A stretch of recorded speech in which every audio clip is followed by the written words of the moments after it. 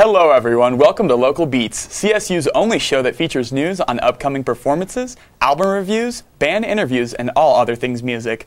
I'm your young, sweet host, Carsen Porterfield. And I'm your even more sweet and not equally young host, Nicole because I'm older than Carsen. Tonight on Local Beats, we have Local Beats correspondent and lifelong friend Alec Erickson interviewing Fort Collins band Glass Cases. And after that, we have a segment called Beats on the Streets where Carsen goes around campus and asks students about music and other silly things. Then we have the always loved and award-winning One Direction segment where my co-host and godmother to my unborn child, Nicole talks all things One Direction. But first, let's talk about some upcoming concerts and performances to check out. Well, it's that time of year where the leaves are falling and the temp is dropping, but don't let that get you down because Hody's Half Note and KCSU are hosting the 3rd annual Fresh Talent Showcase.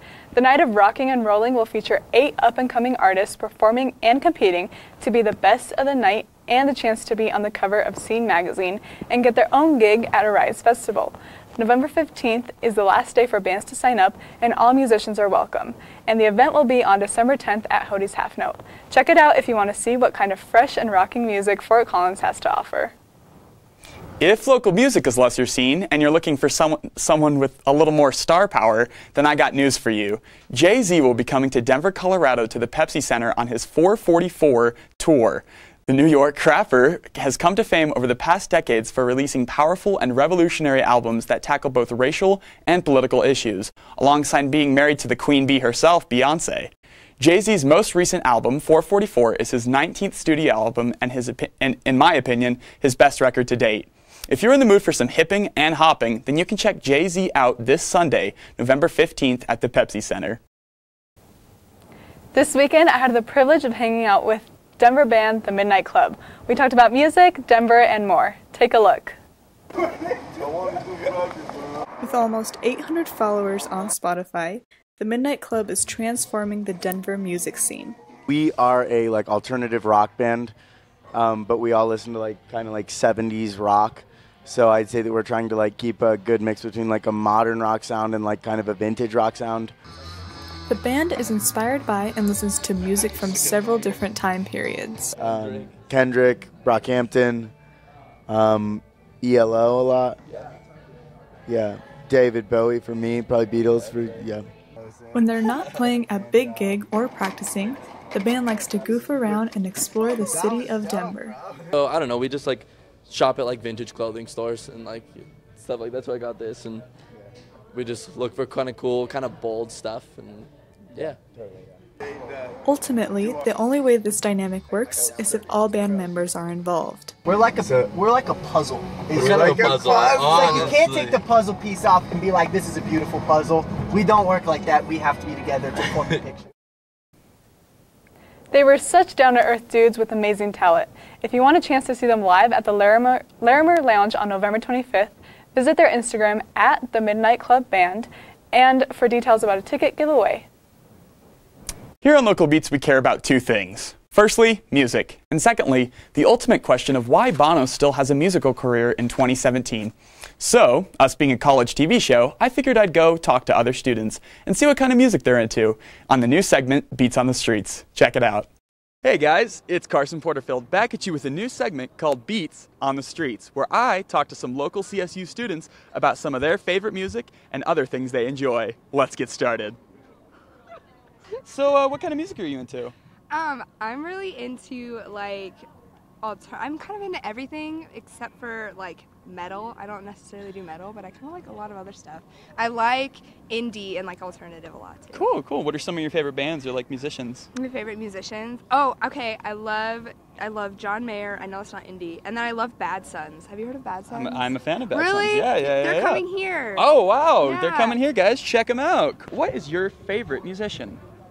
Or band, either way. Or band. I really like Mariana's Trench. Mariana's Trench? That's awesome. That's a really good band. What kind of music is that? It's kind of like a punk rock. Punk rock? Cool. Yeah. Is that what kind of music you're into? Yeah. Oh, what kind of music are you into? I like classic rock, mostly. Cool. Any favorite bands? Boston, Journey, Foreigner.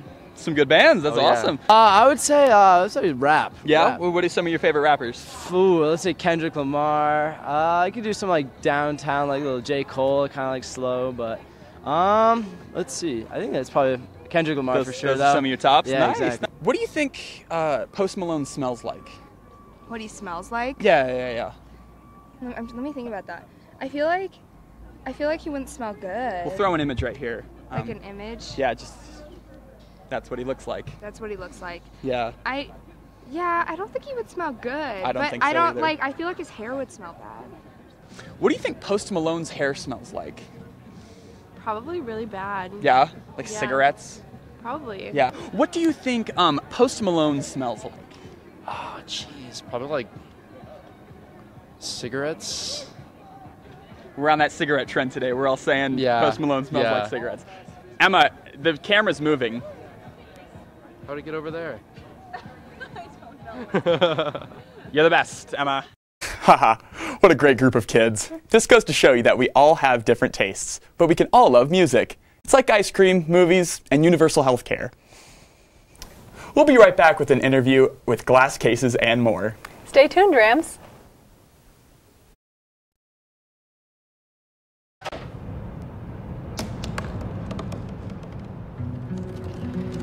They said I couldn't dream. Called me a piece of trash and swore that's all I'd ever be.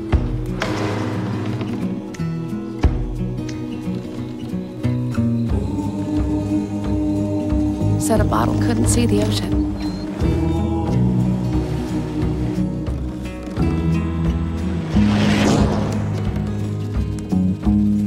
Give up. Go back to the dumpster. But I didn't listen. I made my way.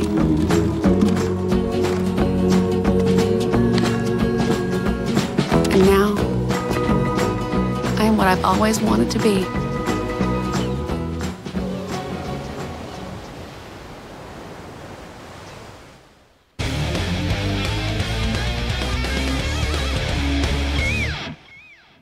What's up, Rams? I'm Alec Erickson, and today I'm sitting down with a couple of members of Glass Cases. How are you guys doing today? Doing all right. Pretty good. All right, Yeah. so let's kind of just get introductions out of the way. Who are you and what do you do in the band, you know? Well, my name's Austin, and I am the backup vocalist. I play the ukulele, I play the piano, guitar, and bass. All right. I am lead vocalist and bass, guitar, ukulele. Okay, sweet. And so let's kind of just jump right into it. How did you guys come about forming the band? How did you all come together to play music? Well, it was Alex pretty much.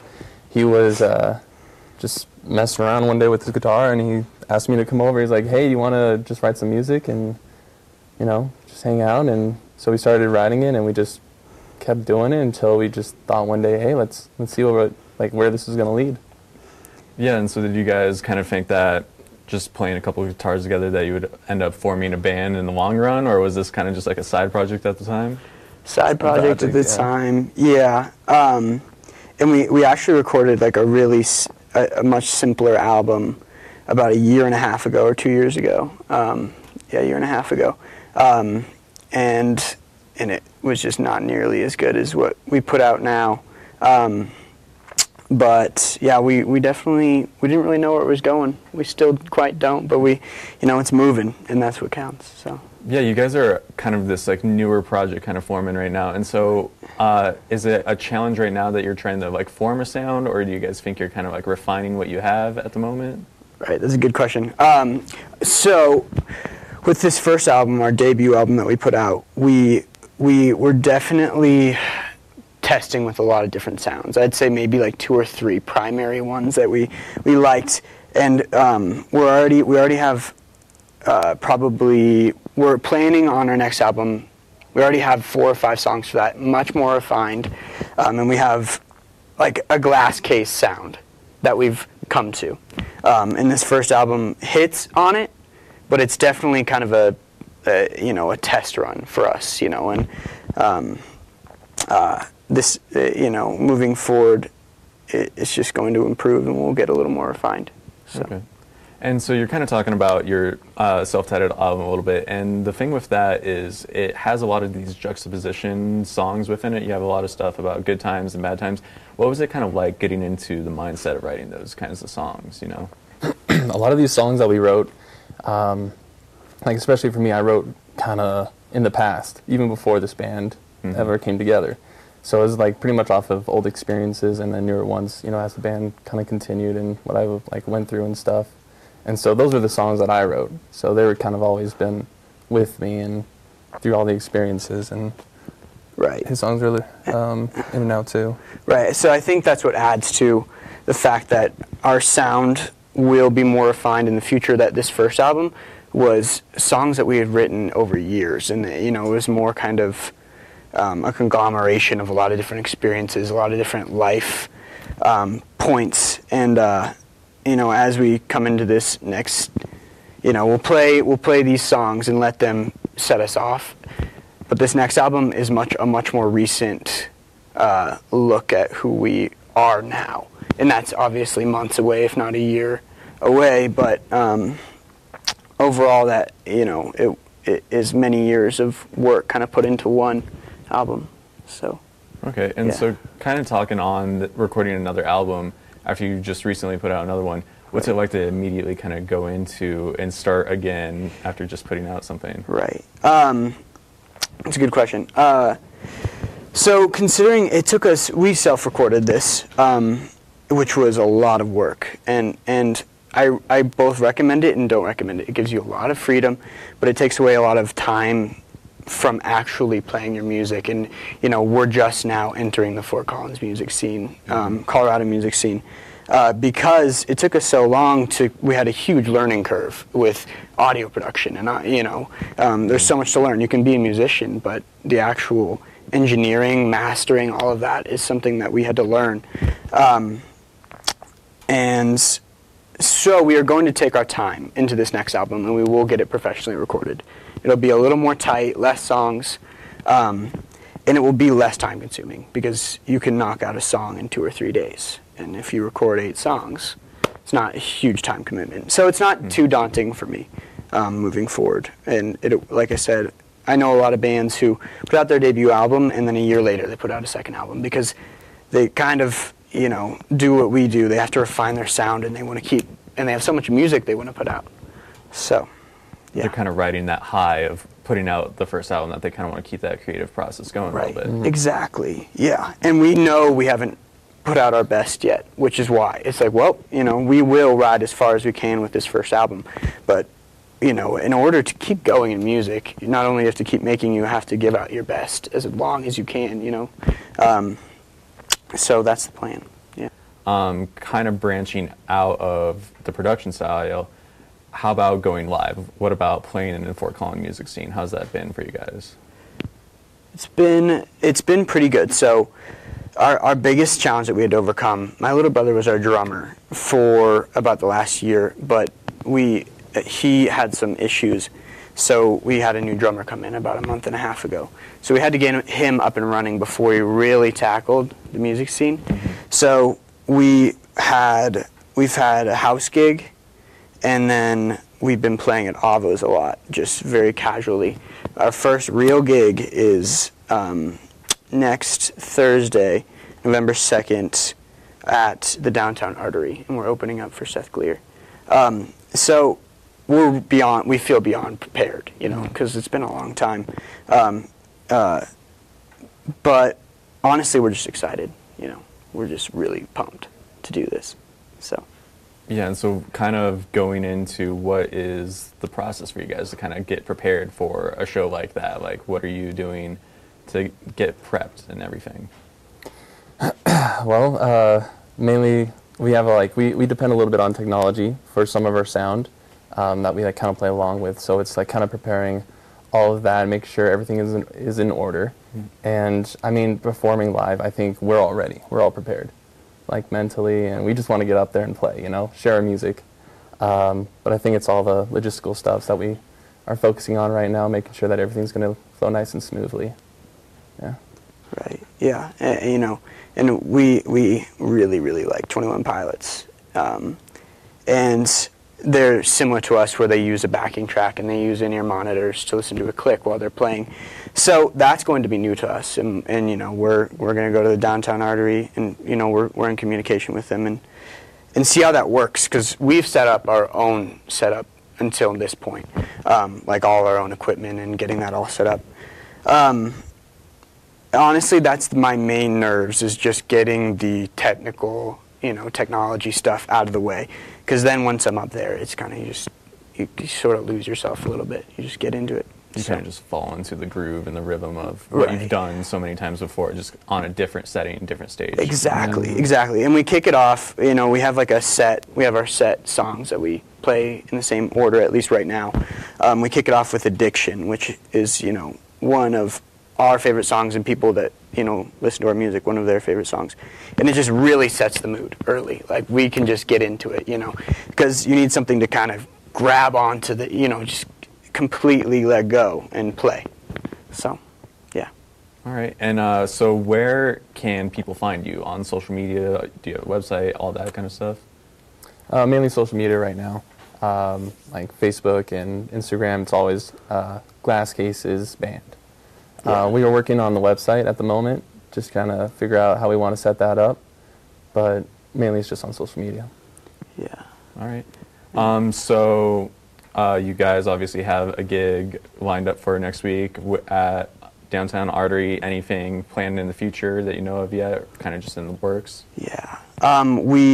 We have a feature spot at Avo's, which is really casual. It's not even going to be like full tech setup. And then we've been talking to them, and they said, you know, they know us now, and they're like, put in a request for a show. So we'll play a show at Avo's hopefully in January is the next slot.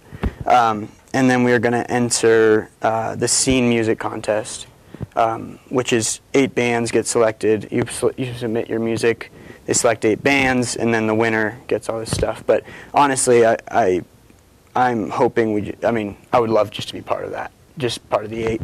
And then other than that, playing as much as we can, because playing is a whole nother art, you know, and being a performer. And we grew up in the Springs, so we have a whole nother, I guess, market, whole nother neighborhood that we can tap into down there, and our drummer lives in Denver. So we'll just play as much as we can and keep building. Just kind of dominate the I-25 corridor. Yeah, if the traffic lets us. Yeah. So that's the plan, though. Yeah, we're not going to let anything stop us. So. All right, that sounds awesome. I want to thank you guys so much for coming out and talking about the band and everything you've worked on so far. Make sure to check out Glass Cases on social media. They have an album out, and they have a gig next week at Downtown Artery. So thanks so much for coming, guys. Thanks. And we're on Spotify and Apple Music and all that as well, if you want to stream our music. Well, Thomas, you've got pre-diabetes. But with more exercise and a change in diet, it can be reversed. I've tried exercising. It just makes me hungry for bacon. I love bacon, too. And who really likes to exercise? Not me. Me neither. Nobody. So we're good? What? Oh, you still have pre-diabetes. Big time.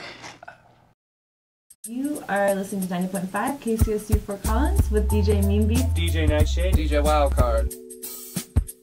Music to me is one of the best creative outlets that I can think of. An escape from the real world. Music to me is an expression of love.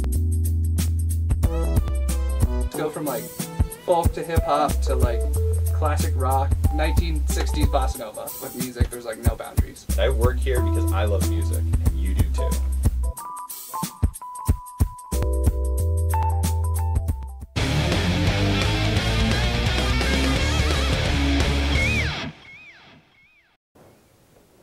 Yesterday was Halloween.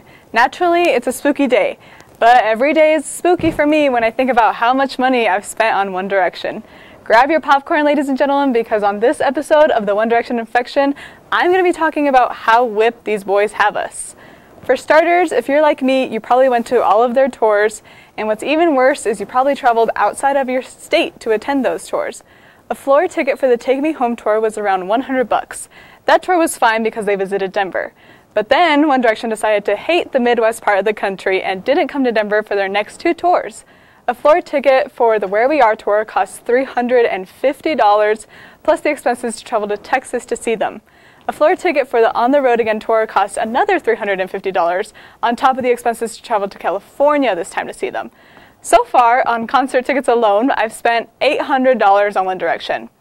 Now let's add up all the useless stuff that my 16-year-old self thought was necessary at the time, but now contributes to the clutter at the back of my closet. According to Amazon, the average 1D book costs around $20. Well, I have 2 books, 3 DVDs, old perfume bottles, and countless merch from their tour. When you add all of that together, the grand total is, wait for it, well, it's I don't know and I'm not really sure if I want to know, and fear I'll be mad at myself for the rest of the day. But if you're curious like me, I encourage you to look back on these years and estimate how much money you've spent on these boys. Also, they could end up on hiatus. Don't you just love 1D?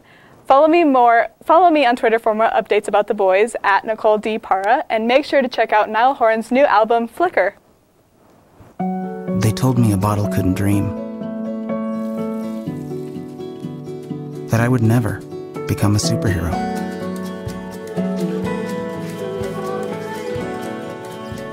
But I learned how to fly. Just to come back in a new disguise.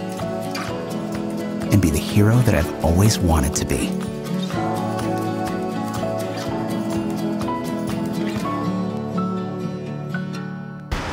Look at you. You're at the top of your game.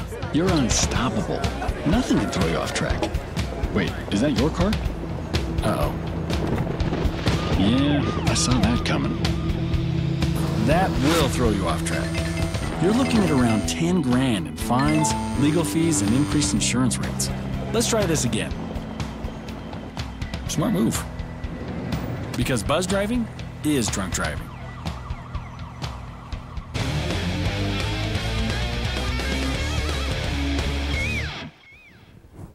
What's up, everyone? It's your favorite man-child host, Carsen. And today, it's the Beatbox. Today, we're going to talk about singles and some other single stuff I like. Let's get started. So the first song is called Mumbo-Jumbo by Tiara. Tiara is a Philadelphia rapper and singer, and the whole gimmick to this song is mumble rap. And in the music video, it has her at a dentist office, and she's singing with her mouth open, so the entire song sounds like her going, "Hello, hello, yeah," which is awful, but it's fun. And it's kind of making fun of this mumble rap generation where people are like, oh, you can't understand the lyrics, but she went on an interview and she basically said, that's not the point. You want to hear the emotion in her voice, and it's just really cool to hear that. She's got these other singles, Toe Jam and Child Please, and they're both really fun. And one of them has a great hook where it's crack kills, but if it don't get you, whack will. Tiara whack. Cool. Next song is Will He by Joji. George Miller is Georgie. He goes by a bunch of different names. He's a Japanese-Australian singer and rapper, producer, comedian. He had this YouTube channel called Filthy Frank, and he came out with this album by the name of Pink Guy, and it's got a bunch of songs, but they're all funny. And this is him kind of taking more of a serious approach to his music. And this song, Will He, it's this slow, melodic, kind of melancholy song, and he's singing about how he lost the love of his life and how she's with this new person and how he treats her and how he didn't want to treat her. And it's just really nice, and it's kind of sad, but it's very lighthearted, kind of sweet. And it's just a really nice song. You should totally check it out if you kind of want to feel sad. So the next song is Mgmt's Little Dark Age. So I think 4 years ago, they came out with their album Oracular Spectacular, and it had hits on it like Time to Pretend, Electric Feel, Kids, and all of those songs were these very heavily like kind of electronic dance music, and it was happy, and they really traded that feel for this more witchy, dark vibe that kind of reminds me of Joy Division and Depeche Mode. And it's just a really kind of creepy, fun album, and it's perfect for this time of year with Halloween. Everything kind of feels spooky, and it's really nice, and it's got really cool vocals, and the whole song's really cool, and it's got signature whip crack from Electric Whip. And yeah, that's a really nice song. And the next album, and they also have a new album coming out soon, so check that out. The next song is Chaos by Rich Chicka. Rich Chicka his name's Brian Emmanuel. He's 18 years old, and he's an Indonesian rapper. And he's up and coming. He kind of got his start on SoundCloud, and he's just so much fun. He's got these cool and clean flows, and it's just this very catchy beat. And he's got this extremely deep voice, and it makes you. It sounds like you're listening to a grown man, but you hear it, and he's 18. And you're like, wow, this is incredible. And he's got these clever lyrics, and he's just really fun, and he's got a really cool attitude, and he's really funny too. And the final song is Garage Palace by Gorillaz featuring Little Sims, and this actually just came out yesterday on Tuesday. And it's this fun song. It follows their release of Humans, their album that came out a year ago. And I actually went and saw them this summer, and I listened to this song before it even came out, and it sounded amazing then, and it sounds amazing now. And it's got Little Sims. She's just rapping super fast over this heavy dance beat, and they actually came out with a music video for it, and it's super trippy. It's like an old 8-bit video game, and it's just super fun. So yeah, that's all the songs for today. You know, this has been Beatbox. I hope you guys had a great time. I sure did. This is Local Beats. Catch you next episode.